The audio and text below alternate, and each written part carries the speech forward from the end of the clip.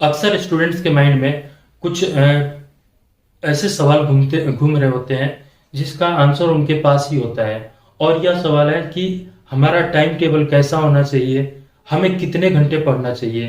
तो इसके लिए सबसे सिंपल जो तरीका है वो मैं बताने जा रहा हूँ। इसके लिए आपको 4 क्वेश्चन मैं बोल रहा हूँ और इन 4 क्वेश्चंस को आप खुद से पूछे, खुद के लिए।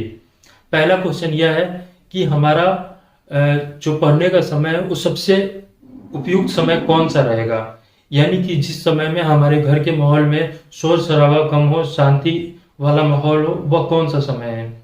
दूसरा, हमारा जो ध्यान है वो पढ़ाई के ऊपर सबसे ज़्यादा कब कंसंट्रेट हो सकता है, यानी 24 घंटे में कौन सा ऐसा समय है जिस समय हमारा ध्यान सबसे ज़्यादा पढ़ाई के ऊपर कंसंट्रेट हो सकता है।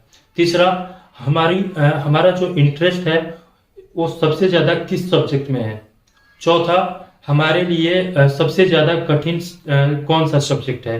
और इन चारों सब्जेक्ट का आंसर इन चारों क्वेश्चंस का आंसर आपके पास जरूर मिल जाएगा। तो जब आप टाइम टेबल बना रहे होंगे तो इन्हीं चारों क्वेश्चंस को ध्यान में रखकर बनाना है। हमें टाइम टेबल ऐसा नहीं बनाना जो कि काफ़ी ज़्यादा बोरिंग हो या काफ़ी ज़्यादा हार्ड हो, जिसको हम फॉलो नहीं कर पाए। शुरू शुरू में क्या होता है कि हमने टाइम टेबल में 12 घंटे 15 घंटे की टाइम टेबल बना दी और हम उसको पहले तो जोश जोश में फॉलो कर रहे होते हैं, लेकिन बाद में धीरे धीरे हमारा जोश ठंडा होता चला जाता है और हम उसको फॉलो नहीं कर पाते। तो हमें क्या करना है, हमें सिंपल सा इन चारों क्वेश्चन को ध्यान में रखकर एक बहुत ही अच्छा टाइम टेबल बनाना है और बहुत ही सिंपल टाइम टेबल बनाना है जिसको हम फॉलो कर सकें। तो जो जो क्वेश्चन आपसे मैंने किया उसका आंसर आप खुद से ले, यानी कि जब आपका ध्यान सबसे ज्यादा कंसंट्रेट हो रहा होता है उस समय आप उस विषय को ले जिस पर जो आपके लिए सबसे कठिन हो। और उस विषय को पढ़ते समय आप यह सोचे कि ऐसा कौन सा इसमें चीज है, ऐसी कौन सी चीज है जो मेरे समझ में नहीं आ रही, यानी जिसको मैं नहीं समझ सकता हूँ, मेरे अंदर वो एबिलिटी नहीं है कि मैं इसको समझ सकूं। जब आप यह सोचेंगे और इसके साथ ही साथ आप यह सोचें कि मैं इस पर विजयी करके ही रहूंगा, यानी जब आप क्रिकेट खेल रहे होते हैं तो बैटिंग कर रहे होते हैं उस समय आपके मन में एक ही चीज होता है कि मुझे इस बॉल पे छक्का मारना है, तो शायद आप उस बॉल पे छक्का मार भी देते हैं। इसी तरह पढ़ाई में जब आप जिस कठिन विषय को पढ़ रहे होते हैं उस समय आपको केवल यही सोचना है कि मुझे इस सब्जेक्ट को, इस विषय को समझ कर ही जाना है, यानी समझ कर ही मुझे इस चैप्टर को क्लोज करना है। तो आप देखेंगे कि उस जो सब्जेक्ट है वो आपको आसानी से धीरे धीरे समझ में आने लगेगा।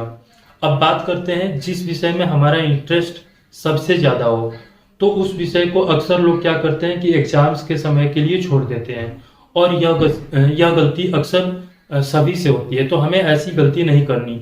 हमें यह सोचकर उस विषय को पढ़ना है कि हमें इसमें यह हमारे लिए एक अच्छा विषय है और इसमें हमें 100 आउट ऑफ 100 स्कोर करना है। जब आप यह सोचकर पढ़ेंगे तो आप देखेंगे कि आप सचमुच 100 आउट ऑफ 100 स्कोर कर सकते हैं। लेकिन यदि आप एग्जाम पॉइंट ऑफ व्यू से उसको छोड़कर चलेंगे तो आप पाएंगे कि लास्ट में वही सब्जेक्ट्स आपके लिए काफी ज्यादा कठिन हो गया है और आप उसको कवर नहीं कर पा रहे हैं। यह दिक्कत लगभग सभी के साथ होती है और यह जो छोटी सी मिस्टेक है इसके कारण यह दिक्कत होती है। तो इस दिक्कत को हमें साइड करके चलना होगा। हाँ, मैं यह कह रहा हूँ कि उस टाइम टेबल में इस समय को ऐड ना करें जिसमें जो आपके इंटरेस्ट के सब्जेक्ट है। हो सकता है कि आप उस समय को आप ऐड ना करें और उसको अलग से समय दें, ऐसा आप कर सकते हैं। अब बात आती है कि कितने समय हमें पढ़ना चाहिए, कितना टाइम देना चाहिए। तो आज के समय में जो स्टडी है वो काफ़ी ज़्यादा एडवांस हो गया है, कंपटीशन का समय है। तो सक्सेस होने के लिए कम से कम हमें मिनिमम 8 से 12 घंटे तक की पढ़ाई जरूरी होती है। यदि बात करें कॉम्पिटिटिव एग्जाम्स के लिए, तो कॉम्पिटिटिव एग्जाम्स के लिए हमें कम से कम 10 से 12 घंटा तो देना ही होगा। यदि इससे कम देते हैं तो आपके सफल होने के चांसेस बहुत कम हो जाते हैं। वो कुछ पार्टिकुलर लोग ही होते हैं, पार्टिकुलर स्टूडेंट्स ही ऐसे होते हैं जो कि कम समय देकर भी सफल हो जाते हैं, लेकिन ऐसा जनरली नहीं होता। तो आपको 10 से 12 घंटे देने हैं और इसके साथ ही साथ 6 से 7 घंटे की आपको नींद की भी जरूरत होती है। तो इन दोनों को आपको मैनेज करके चलना होगा।